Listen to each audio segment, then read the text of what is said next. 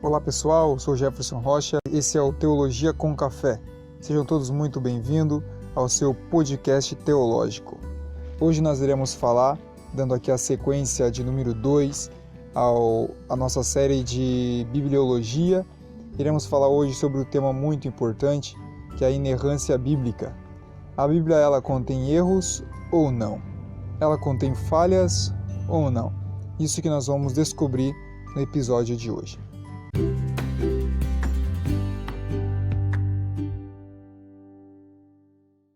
A doutrina da inerrância bíblica significa crer que a Bíblia não possui erros. De um modo simples e deixando mais claro o termo inerrância, é traduzido como não possuir erros, né? Então a Bíblia não possui erros. Este conceito é constantemente atacado, onde este combate muitas das vezes tem dividido até mesmo denominações evangélicas, né? Denominações protestantes. Estabelecida a autoridade bíblica, como foi falado no primeiro podcast, é importante entender também a sua inerrância. Depois de descobrir a autoridade da Bíblia, temos que descobrir a inerrância bíblica. O fato de que a Bíblia não fala sobre a sua inerrância, usando este próprio termo, não quer dizer que essa verdade não seja exposta pela própria Bíblia. É como a simples doutrina da Trindade, a qual ela não é apoiada por um texto sequer que contenha a palavra Trindade na Bíblia, mas nem por isso ela deixa de ser menos verdadeira e menos bíblica, né? Do mesmo modo, Jesus também nunca disse "Eu sou Deus". Contudo, a Bíblia nos deixa a evidência que atesta assim a sua divindade. Esse tipo de exigência de só se crer se houver um versículo que com todas as letras exponha e encerre a questão, não é o meio mais correto de uma interpretação saudável das Escrituras. Usando esse critério, seria válido dizer que um time vencedor de um torneio não é campeão porque perdeu uma partida no decorrer do campeonato para uma equipe que ficou em último lugar, né? Outro ataque contra a inerrância bíblica é dizer que ela é uma doutrina nova e que a igreja nunca se preocupou com isso no passado. Isso é uma grande falácia, porque a inerrância bíblica, na verdade, sempre foi defendida por pessoas como Jesus, lá em João capítulo 10, versículo 35, e também por Paulo, lá em 2 Timóteo, capítulo 3, versículo 16. A inerrância significa que a Bíblia ensina e apresenta algo verdadeiro, podendo incluir aproximações, citações livres, linguagens figuradas e narrativas diferentes do mesmo evento, desde que não se contradigam. É claro que essa forma complexa de se transmitir a verdade cria diversas aparentes dificuldades, né? Sem, contudo, apresentar os seus erros. Marcos capítulo 10, versículos 46 ao 52, assim como também Lucas capítulo 18, versículos 35 ao 43, contam que Jesus ele cura um cego em Jericó, enquanto Mateus capítulo 20, versículo 29 ao 34, diz que eram 2 cegos. Na verdade, haviam 2 cegos ali sim, mas Marcos e Lucas contaram a história somente de um deles, chamado Bartimeu. O entendimento do tipo da linguagem usada pelos autores devem ser levado em conta, assim também como o seu próprio propósito. Então, a linguagem do autor, assim como o propósito dele, deve ser levado em conta quando fazemos a interpretação da Bíblia. As evidências de Mateus capítulo 4, do versículo 1 ao 11, né, quando Jesus ele é tentado por Satanás no deserto, Jesus ele se refere às Escrituras dizendo que o homem deveria de viver de toda a palavra que sai da boca de Deus, assim fazendo citação também a Deuteronômio capítulo 8, versículo 3. Quando Satanás ele cita o Salmo 91, do verso 11 ao 12, ele oculta uma parte do verso 11, que muda assim completamente o sentido do texto, mostrando de que a ideia não era a de que Deus protege de riscos desnecessários e descabidos. Jesus ele responde que fazer uso do texto deste modo era atentar ao próprio Deus, já que o homem deve viver de toda a palavra que procede da boca do Deus, o Todo-Soberano. A resposta de Jesus a Satanás foi muito simples e muito direta. Ele responde dizendo: está escrito.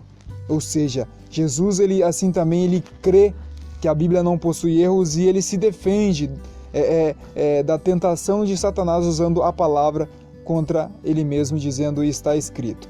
Ele creu serem verdadeiros os eventos envolvendo os dias de Noé, Mateus capítulo 24, versos 38 e 39, assim como Lucas capítulo 17, versículos 26 e 27. Jesus ele também confirma a destruição das cidades como Sodoma e Gomorra e a historicidade da história de Ló e de sua esposa, Mateus capítulo 10, versículo 15, como Lucas capítulo 17, versículos 28 e 29. A evidência que Mateus capítulo 5, versos 17 e 18 nos deixa é o termo lei e os profetas, que envolvia todo o Antigo Testamento. Jesus disse que ele jamais passaria sem que se cumprisse nem mesmo um i ou um tio, né, que seja a menor letra ou o menor traço. Né? Ao dizer isso, Jesus ele se refere ao iode, a menor letra do alfabeto hebraico. Também ele se refere ao que é chamado de um tio ou o traço, que é um pequeno sinal gráfico que diferencia letras hebraicas muito parecidas, como o bet, o kaf e o dalet, né, e o resh também. Isso demonstra a confiança que Jesus tinha em cada palavra das Escrituras. Além de Jesus, homens na história como Agostinho, ele afirma dizendo da seguinte maneira: as consequências mais desastrosas devem seguir-se à crença de que existe algo falso no livro sagrado. Isso equivale a dizer que os homens, por meio dos quais as Escrituras chegaram até nós, encarregados de colocá-las por escrito, registraram algo falso nesses livros. Se nesse sagrado santuário de autoridade se admitir a possibilidade de haver uma só declaração falsa, não restará uma única sentença desses livros que, parecendo alguém difícil de praticar ou de nela crer, não possa ser explicada pela mesma regra fatal como uma afirmação na qual o autor intencionalmente declarou, o qual não era verdade. Tomás de Aquino também na Suma Teológica ele nos diz: nenhuma falsidade pode fundamentar o sentido literal das Escrituras. Um dos pais da Reforma, como Lutero, ele escreve da seguinte maneira: as Escrituras jamais erram. John Wesley, um grande avivalista da história, ele nos diz: se existe qualquer erro na Bíblia, bem, poderiam existir 1000 deles. Se existe uma só falsidade naquele livro, não proveio do Deus da verdade. E aí entra uma pergunta muito comum, né, que a gente sempre ouve. Porque existem várias traduções com diversas formas que parece que é contradições. Aí nós olhamos para a forma com que as traduções são feitas nos dias de hoje. Quando nós falamos que a Bíblia não contém erros, nós não estamos dizendo que as traduções que estão nas nossas mãos não há erros. Nós cremos que nos originais não possui erros, já que nas nossas linguagens as palavras as quais possuem significados extintos, né, dos originais, e também há uma diferença nas diversas versões, né, e é por isso mesmo que a cada 5 ou 10 anos as casas publicadoras, né, de Bíblias, eles lançam uma nova versão corrigida e atualizada da própria Bíblia a cada 5 e 10 anos, procurando assim chegar sempre mais próximos do originais. Então, um termo mais simples, mais direto, uma forma de se chegar mais próximo do original bíblico é nós olhar todas as versões, principalmente tentar trazer aquelas mais próximas dos originais, tentar trazer a tradução mais próxima do grego, mais próxima do hebraico e do aramaico. Somente assim nós conseguiremos perceber e entender que a Bíblia por si só não contém erros. Este foi o nosso podcast de hoje. Fiquem todos na paz e até a próxima. Que Deus assim vos abençoe.